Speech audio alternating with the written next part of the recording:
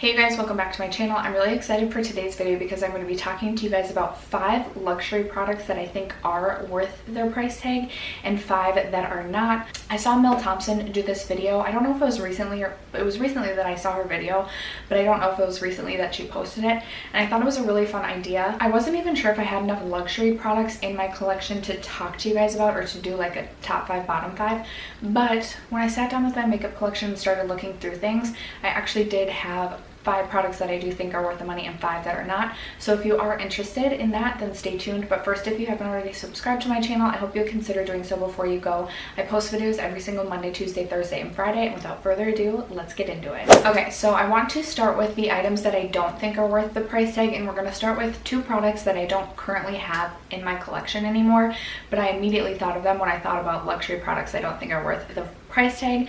Up first is the Hourglass Vanish Stick Foundation. Now I know a lot of people love this foundation, but for me personally, I felt like this foundation was a little bit dry, and then it was just like so full coverage that it was hard to find a balance of like how much to apply because it was a stick foundation. I don't know, I ended up decluttering that foundation, and it takes a lot for me to declutter something, especially that I spent that much money on. I believe that foundation retails for like $54 or $55. I will leave everything that I talk about today linked below with their price, but for me that definitely does not warrant the price tag. There are so many other great foundations out there, even great full coverage foundations that are just better than that one in my opinion. So I definitely would not recommend spending the $50+ on that. The second product that I have to talk to you guys about is the Pat McGrath Fetish Mascara. Either like the Fetish Eyes Mascara or the Fetish Mascara. I tried that in a mini. It came in a little set with like a palette that I bought, and the first time I tried it, thank goodness, it was the day that I was staying home, and I walked by the mirror about 2 hours maybe after applying my makeup, and I'm not kidding, like I had mascara down on my cheeks and I was like, oh, what happened? So then I was terrified to try the mascara again, especially like on a day that I had things to do, but I ended up trying it 2 more times and had the same result both times, just transfer, smearing, flaking, the works. Horrifying. Like I don't even understand how a mascara could be that bad, especially one that is, I don't even know the price of that. I should have checked before I filmed this, but I imagine it's at least $25. I don't know how that mascara sells. If that's a favorite of yours, then I am sorry, but for me personally, that was a huge buzz and one that I would definitely not recommend spending your money on. The third product I have to mention I think is a good product. I'll get into it. Okay, so it's the Kevyn Aucoin Sculpting Powder, and I have mine in the shade Light. Now I do think that this is a really nice contour powder. I believe this retails for $44, and the reason I'm including this in this video again isn't because I think this is a bad product. However, I think for $39 you can buy the Smashbox Cali Contour Kit, and you get, first of all, you get a contour, a bronzer, a blush, 2 highlights, and a setting powder, versus spending more for this little contouring powder. Even if you bought this for the contour alone, you're going to get more product in it, and I think that the contour in this is just a little bit better, just a little bit more beautiful. I like it just a hair better than the sculpting powder, so don't think that this is worth $44 when there's other products like this on the market that are less. The next product is another Hourglass product, and this is another one that I don't think is a bad product, and again, I'm not trying to like rag on Hourglass. In fact, I think I have 2 products, and I could even have mentioned a third in my worth the price tag for Hourglass. There's just a couple Hourglass products I clearly don't think are worth the price tag. So they're highlighters. This one is in the shade Euphoric Strobe, and then I also have a second one in Incandescent Strobe, and I clearly at one point thought that these were worth the $38 that I believe that they are. And the reason I'm putting them here is I just think for the price, they're a little bit powdery. They definitely do have some micro glitter in there, so I just feel like they're not going to be for everyone.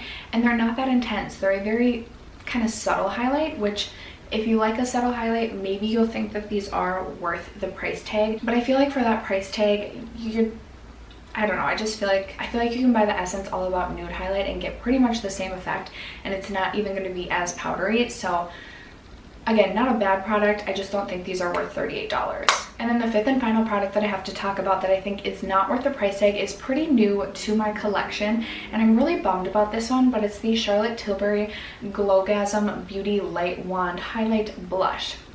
I purchased this off Kathleen Light's recommendation, and my problem with this is I feel like when I blend this out, and this could just be user error, like frankly maybe this is worth the price tag but I just don't know how to use it, but every time I blend this out I feel like it just blends away into nothing or just like a very subtle highlight when I'm looking for like a peachy blush. When I saw Kathleen demonstrate this or like use this on her channel, it looked beautiful on her, so I really don't know what I'm doing wrong, but at least for me and my makeup skills, this is not worth $38. Okay, now let's end on a positive note and talk about the 5 products that I do think warrant the price tag, and we'll start with one of the Hourglass products since I was ragging on them a little bit. I wanted to mention the Veil Translucent Setting Powder. So this retails for $45, but I do feel like you get a really good amount of powder. How much do you get in this? 10.5 grams. So I do feel like you get a good amount of powder, and this powder also lasts a really long time. Like a little bit goes a long way, if you will. I also really appreciate the sifter in this. I feel like it's one of the better sifters that I've tried. And it's not like your powder is exploding everywhere when you open this. So you're not losing powder every time you open it, which I feel like I get with a lot of my powders. So that makes the powder even go a longer way, you know what I mean? Because I just feel like some powders, like so much powder is wasted every time that you open it. But what I love about this powder is it's a translucent setting powder that doesn't make you look super flat, super matte, super dry. It almost gives just like this sheer wash of glow to the skin without there being like micro glitter or anything like that, or without being too radiant. Sometimes I'll go with the Luminous Light Powder by Hourglass all over my face, and there's times that I go a little bit too heavy-handed with that and look a little bit too radiant, but I never get that with this. I can use this to set underneath my eyes, and I love the effect that it gives, or I can use it to set my entire face. So it's a super versatile powder, and even though it's $45, I will 100% repurchase this when I finish it. Okay, I absolutely have to mention the Marc Jacobs Tan-tastic Bronzer. I laugh because I just feel like this product gets talked about so much, but it is such a good bronzer. It gets talked about for good reason. So this bronzer retails for $49, and yes, I know that is so expensive for a bronzer, but I truly do think it is worth it. You get so much product in this. I think you get 10.5 grams in this. You get, well, I don't know, it's an insane amount of product that you get in this, so it's not like you're gonna fly through this bronzer. Like, I feel like this would take years to use up the entire bronzer, especially if you're not using bronzer like all over your body and you're just using it to like bronze your face. This is gonna last you such a long time. It truly, like, the tone of this too is just truly so perfect. It's not too warm, it's not too cool. It's very hard to go heavy-handed with this, so if you're someone who feels like when you use bronzer it suddenly looks like you rubbed your face in a bag of Doritos, you're not gonna get that with this. I personally feel like I can get a little bit heavy-handed with my blush and bronzer, and I feel like when I use this I don't struggle with those issues, so I truly do love this bronzer, and I definitely think it is worth the price. Next up is a skincare item, and it is the Tatcha Deep Cleanse Cleanser. I am obsessed with this, you guys.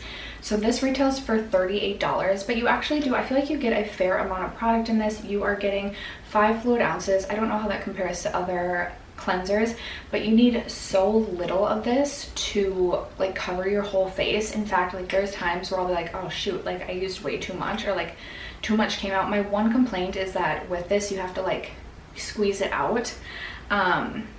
So sometimes you can end up just like accidentally squeezing out too much. This is going to be a forever repurchase for me, even though I know spending almost $40 on a cleanser just like pains me inside a little bit. But this is such a gentle cleanser, but it does such a good job of truly cleansing your face, and it has an exfoliant in it, but it doesn't even feel like you're exfoliating your face when you use this. But when you're done cleaning your face feels so hydrated, so plump, so soft. It's truly almost like magic. I cannot recommend this enough. It's such a good product.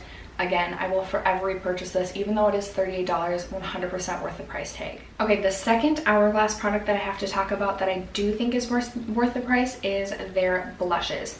Now, I think their blushes retail for $38 if I'm not mistaken. I have 3 of them. This one is in the shade Dim Infusion. This is newest to my collection. I have another one that's full size, and then I also have Mood Exposure in a mini. What I will say is if you can purchase these, I would recommend purchasing them in the mini. I think when I bought my mini it was $20, and I think they're $26 now, so they have crept up quite a bit in price, but they take so long to get through. Just like any other blush, I feel like it takes so long to get through a blush. Would highly recommend just going with the mini. But the reason I think that these are worth the price tag is because, first of all, if you like a matte blush, probably wouldn't recommend this because it's gonna give you a glow. But if you're looking for a beautiful glowy blush, I just don't know of a formula that compares to this. It's so unique, and as you can tell, it kind of has like that marble sort of vibe to it. So you swirl your brush in it, and it just gives such a natural, beautiful finish to the skin. So this one is more of a coral shade, and when I swatch it, it almost, like, you can barely see. You probably won't even be able to see the swatch, but on the cheeks, you do see color. I have this one, and then I think I have one, maybe like Euphoric Heat, I can't remember, but it gives more of like a pink tone to the cheeks, but then it also gives a glow on top of it. It's stunning. These blushes are so good. I really want all of them. Maybe someday I will buy all of them, but I don't mind paying the $38 for them because I think the formula is so unique, and I think it's just so good. I love them. And then the last product I have to talk about is a Dior product, and it is their highlights. I do have 2 of their highlighters. I have this one, which is in the shade 1 Nude. Looks like this. Let me swatch this for you. I don't know how well you'll be able to see. And then the other one that I have is in the shade 2, and this is more of a pink toned highlight. Oh my gosh, I just seriously died for this highlight. These I think retail for $48 now. When I bought this one, they were at $56. So these actually fell in price, I think because they changed the packaging and it's not as bulky, but it still feels super luxurious. I don't even know how to describe this formula, but it's so easy to blend into the skin. It looks like that wet finish highlight. It just truly sinks into the skin and doesn't look like a powder on your skin. It feels luxurious to use, and I just love these highlights. I think that, oh yeah, there's one, I think bronze. It's like number 4, I think, the bronze one. I want to get and see if it works, 1 in the summertime for me, or 2 as like a bronzer topper. But they're just so beautiful, and I don't mind occasionally spending the $48 on one. I definitely would recommend it if you can wait, like wait to get them on sale. But even so, sometimes I just can't wait, and I would definitely pay $48 for another one of these. After that, that is going to conclude the 5 luxury products that I think are worth the price tag and the 5 that I would not spend the money on. If you guys would like to see a part 2 to this, let me know. I was thinking I could do high-end, not necessarily luxury, because I don't really have a lot more luxury products that I could talk to you guys about, but definitely high-end products like Anastasia Beverly Hills, Smashbox, like that sort of price range. If you guys would like to see a part 2, I would love to film that for you. Let me know in the comments down below.